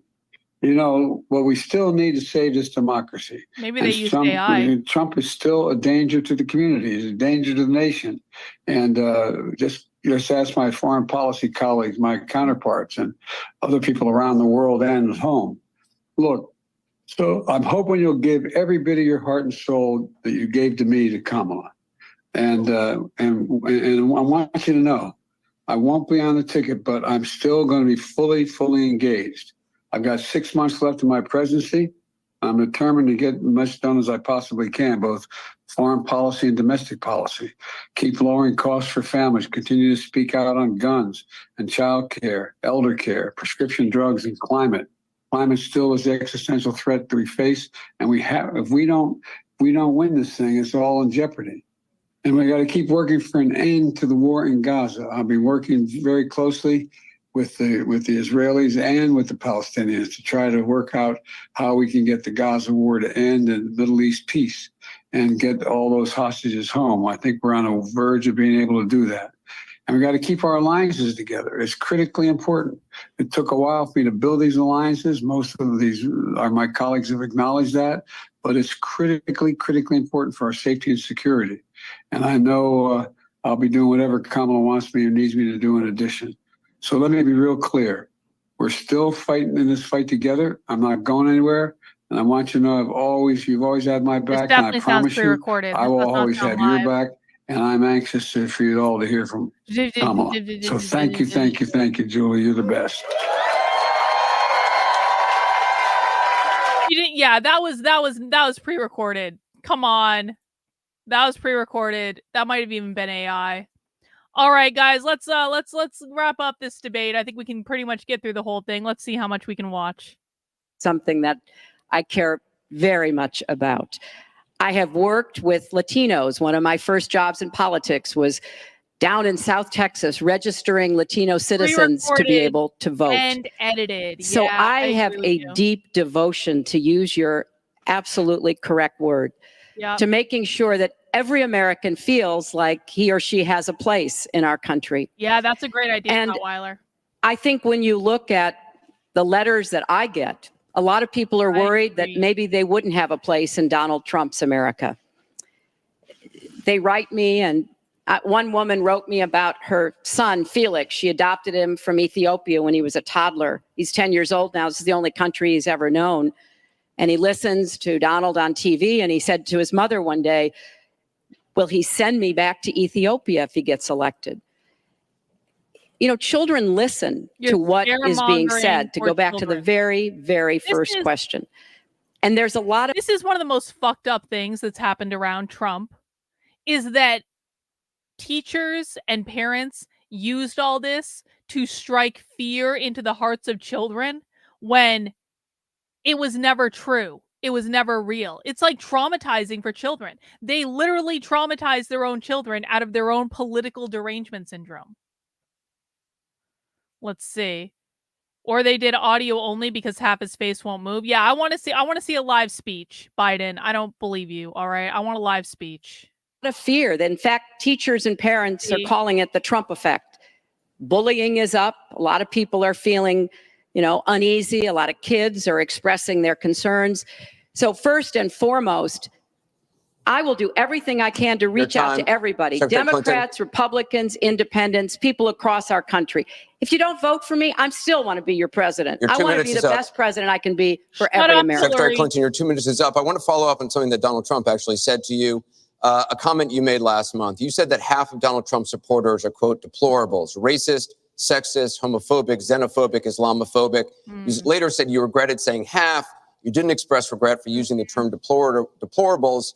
To Mr. Carter's question, how can you unite a country if you've written off tens of millions of Americans? Well, within hours, I said that I was sorry about the way I talked about that, because my argument is not with his supporters. It's with him and with the hateful and divisive campaign that he has run, and the inciting of violence at his rallies, and the very brutal kinds of comments about not just women, but all Americans, all kinds of Americans.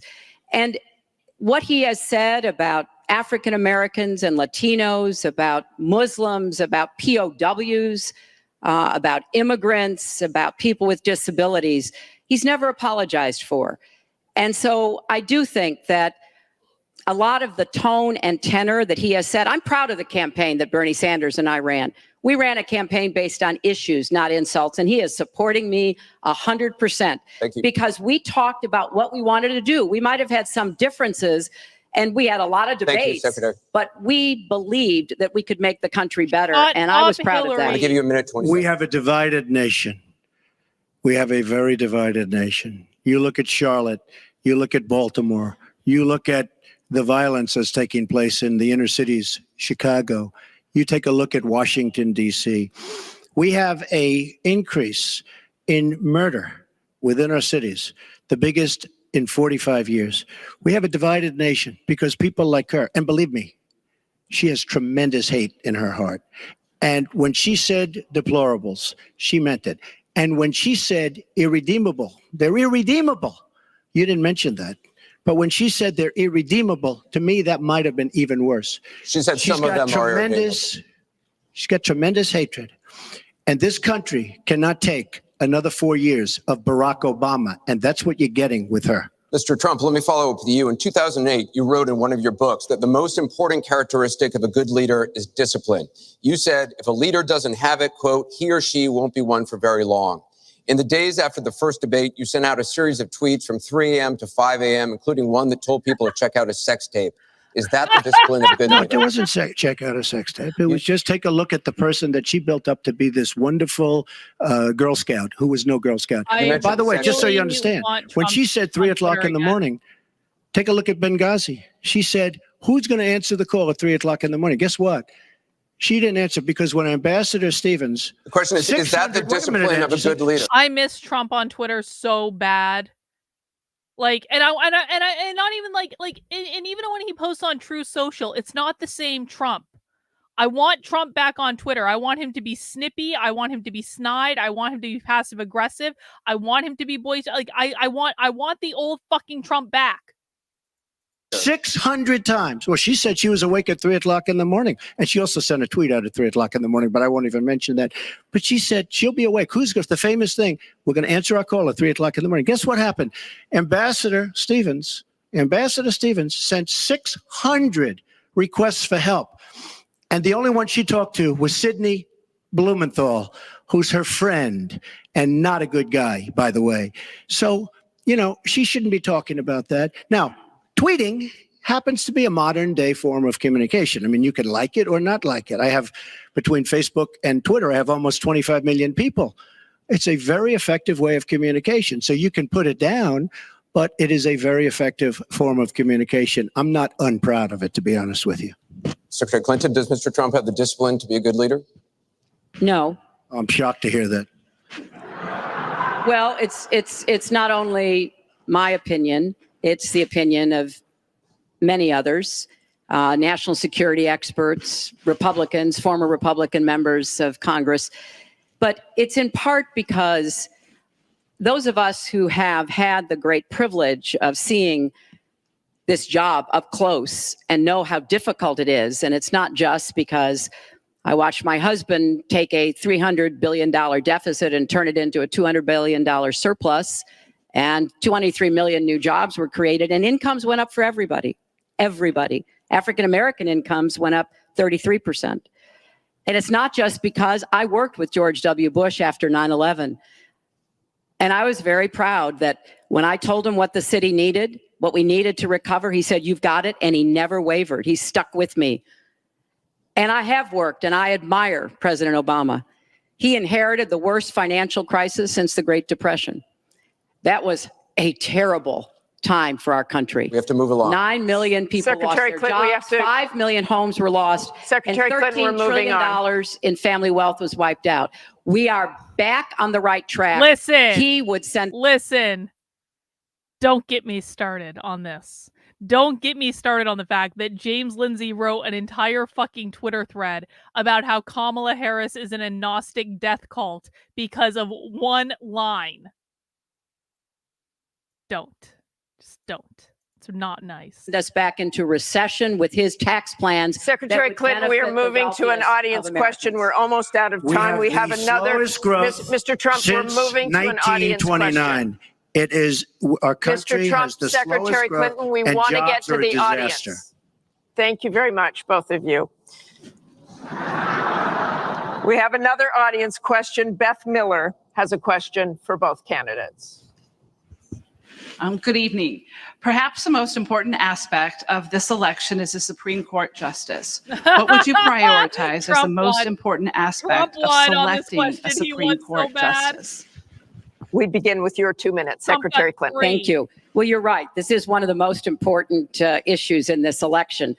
I want to appoint Supreme Court justices who understand the way the world really works, who have real life experience, who have not just been in a big law firm and maybe clerked for a judge and then gotten on the bench, but maybe they tried some more cases. They actually understand what people are up against, because I think the current court has gone in the wrong direction. And so I would want to see the Supreme Court reverse Citizens United and get dark, unaccountable money out of our politics. Donald doesn't agree with that. I would like the Supreme Court to... See, this is exactly right. James Lindsay and all of James Lindsay's followers like to tell people I have a mental illness, but James Lindsay is literally the one writing entire Twitter threads about how Kamala Harris is an agnostic death cult based on her saying one line in a speech that she probably didn't even write. But I'm crazy? All right. Understand that voting rights are still a big problem in many parts of our country, that we don't always do everything we can to make it possible for people of color and older people and young people to be able to exercise their franchise. I want a Supreme Court that will stick with Roe v. Wade and a woman's right to choose, and I want a Supreme Court that will stick with marriage equality. Now, Donald has put forth the names of some people that he would consider. And among the ones that he has suggested are people who would reverse Roe v. Wade and reverse marriage equality. I think that would be a terrible mistake and would take us backwards. I want a Supreme Court that doesn't always side with corporate interests. I want a Supreme Court that understands because you're wealthy and you can give more money to something doesn't mean you have any more rights or should have any more rights than anybody else. So I have very clear views about what I want to see to change the balance on the Supreme Court. And I regret deeply that the Senate has not done its job, and they have not permitted a vote on the person that President Obama, a highly qualified person, they've not given him a vote to be able to have the full complement of 9 Supreme Court justices. I think that was a dereliction of duty.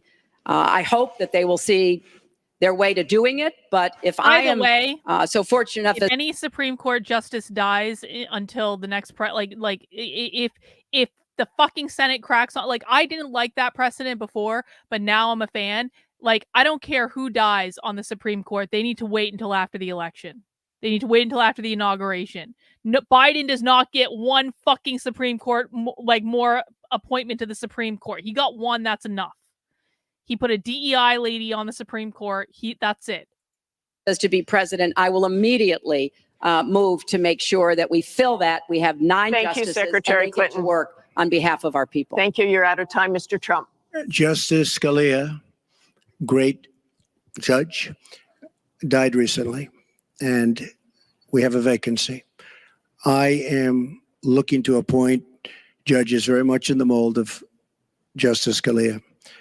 I'm looking for judges, and I've actually picked 20 of them so that people would see highly respected, highly thought of, and actually very beautifully reviewed by just about everybody, but people that will respect the Constitution of the United States.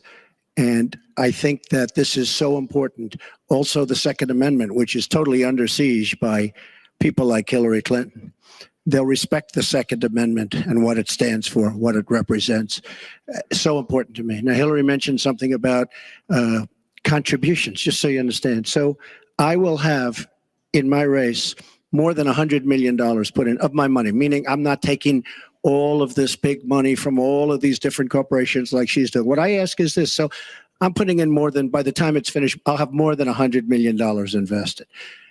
Pretty much self-funding mine. We're raising money for the Republican Party, and we're doing tremendously on the small donation, $61 average or so.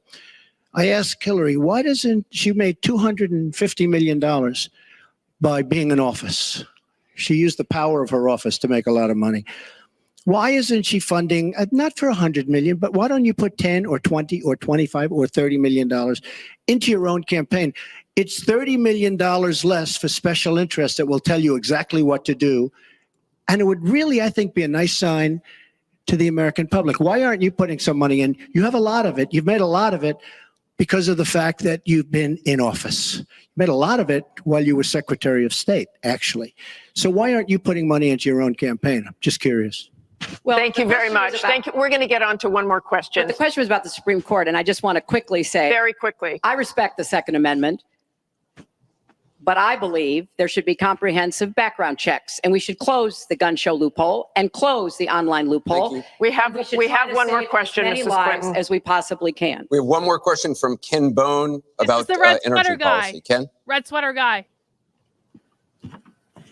What steps will your energy policy take to meet our energy needs while at the same time remaining environmentally friendly and minimizing job loss for fossil power plant workers? Mr. Trump, 2 minutes. Absolutely. I think it's such a great question because energy is under siege by the Obama administration, That was under all he did. absolute Became siege. famous. That's it. The EPA, Environmental Protection Agency, is killing these energy companies. And foreign companies are now coming in, buying so many of our different plants and then rejiggering the plant so that they can take care of their oil. We are killing, absolutely killing our energy business in this country. Now, I'm all for alternative forms of energy, including wind, including solar, etc. But we need much more than wind and solar. And you look at our miners. Hillary Clinton wants to put all the miners out of business. There is a thing called clean coal. Coal will last for 1,000 years in this country. Now we have natural gas and so many other things because of technology. We have we have found over the last 7 years, we have found tremendous wealth right under our feet. So good, especially when you have 20 trillion in debt. I will bring our energy companies back. They'll be able to compete. They'll make money. They'll pay off our national debt. They'll pay off our tremendous budget deficits, which are tremendous. But we are putting our energy companies out of business. We have to bring back our workers. You take a look at what's happening to steel and the cost of steel, and China dumping vast amounts of steel all over the United States, which essentially is killing our steel workers and our steel companies. We have to guard our energy companies. We have to make it possible. The EPA is so restrictive that they are putting our energy companies out of business. And all you have to do is go to a great place like West Virginia or places like Ohio, which is phenomenal, or places like Pennsylvania, and you see what they're doing to the people, miners and others in the energy business. It's a disgrace. Your time is up. Thank you, It's sir. an absolute disgrace. All right. There's a couple minutes left, but I think we made our point for today. Yeah. Listen, man, like I want to watch a couple other older Trump things this week. Again, I want to watch the first GOP debate where Trump was in the middle of that clown car and he was talking about Megyn Kelly bleeding out of her wherever. I want to watch some of this older Trump stuff, but like, I want this Trump back. This is not the same Trump. And I understand people are like, he's getting more presidential. He's like calming the F down. You know, there's something to be said for that. But like, I don't even hear Trump like saying anything interesting. You know what I'm saying? It's like the reason that I would vote for Trump right now is more of like a sentimental reason. It's more of like he got shot in the face and he stuck his fist in the air and the American flag was in the background. It's more like I think Trump just got really treated very unfairly by the system, and I want to see him like have his great retribution. And I think, you know, and all those are valid reasons for voting for Trump. Like, and by the way, guys, anyone gets to vote for any candidate for whatever reason they want. For people who are like, you know, you're just voting out of emotion. So the fuck what? So what? I can vote out of emotion if I want to. I could also say, I made way more money under Trump and I like making money and I would like to make more money again. And I think I would make more money under Trump. I also think things would be cheaper. Like every single person gets to pick the criteria for which they cast a vote for someone. But like, I really do worry that Trump has lost his edge. I do not want a moderate Democrat. And if people have learned nothing from my channel, it's that you can't compromise with the left. The left does not compromise. Any efforts to compromise will only be used against you. Yeah, I absolutely do want a revenge arc. But I don't want to see this compromising. I don't want to see this, like, I don't want a fucking classical liberal. I think basically a lot of the problems we're experiencing now are because of the incompetence of classical fucking liberalism. I want a dictator. I want an authoritarian. And if I can't get that, can we at least move the bar to where Trump is more on the right? Can we get out of this idea that he needs to compromise with the left? I don't want to compromise with the left. I want them to die a horrible death, figuratively, not literally. I want the entire left wing to be crushed. That's what I want. Figuratively, not literally. I'm not talking about actual violence or anything like that. I would never do that. But that, like, I just like this Trump more. I want him back, and I want him back on Twitter. So we're going to watch some more Trump stuff this week, but that is all the time I have for today, guys. As a reminder, I am going to be doing a supporter call now with my supporters in my community. This call is going to be available to people who are on Locals or Substack, making monthly or annual contributions. My preferred method is through Substack, which is Carlyn, KARLYN.substack.com. The link is in the description below. I will put it in the chat. And if you would like to join us for this supporter call, what you need to do, hang on. Let me just pop the link in the chat over on Rumble. If you're watching on X, it's in my Twitter bio. Go to the Unwoke Roundup email, and when you scroll all the way down to the bottom, and underneath this red box for supporters, you will find a series of links. One of those links is to the Monday community Zoom call. Also, make sure you join the supporter Discord while you're there. Make sure you join us for movie nights on Sunday, writers group on Thursdays. Lots of cool stuff happening in the supporter Discord. But now I got to go do my Zoom call with my supporters. So I will see you guys in a couple of minutes. I'm going to take a little mini break, and then I'm going to start up the Zoom call. And I will be back here tomorrow at 5 p.m. for the show. Also, return of Disenraged tomorrow, which is going to be replacing Nothing Remotely Controversial. Sadly, Nothing Remotely Controversial has come to a conclusion for reasons that I have discussed before.